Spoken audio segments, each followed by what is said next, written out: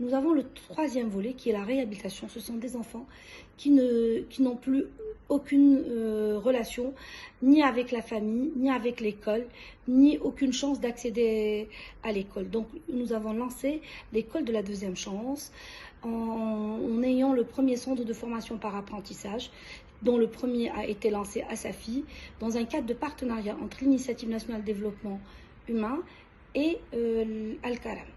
Et ce centre permet à des jeunes de 15, 18 et 18-25 de suivre des formations à la carte et des formations courtes, c'est-à-dire courtes, ça peut être de 6 mois jusqu'à 2 ans, mais ce sont des formations diplômantes et on l'a fait aussi dans le cadre d'un partenariat avec l'entraide nationale.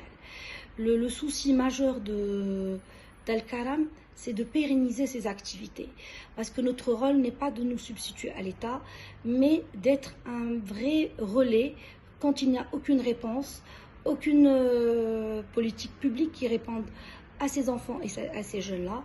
Et aujourd'hui, nous avons lancé l'appel de Marrakech, qui est l'appel d'Al-Karam, on lance le deuxième centre de formation par apprentissage à Marrakech, qui est en capacité d'accueillir au moins 200 jeunes qui vont être formés à partir de septembre de l'année prochaine. D'une série d'activités et de formations sur la Convention des droits des enfants.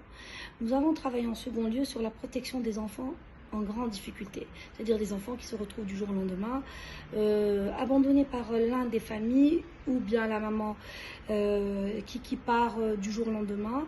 Et en général, c'est des enfants qui sont issus d'une mère monoparentale et dont la famille élargie ne veut pas ou n'est même pas au courant de l'existence de cet enfant.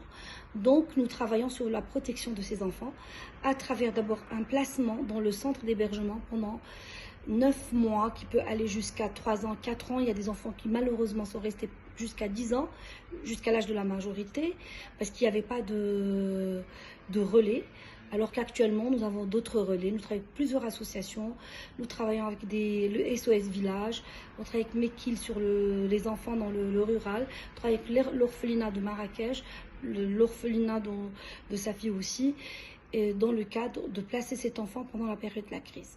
Nous avons le troisième volet qui est la réhabilitation. Ce sont des enfants qui n'ont plus aucune relation ni avec la famille, ni avec l'école, ni aucune chance d'accéder à l'école. Donc nous avons lancé l'école de la deuxième chance.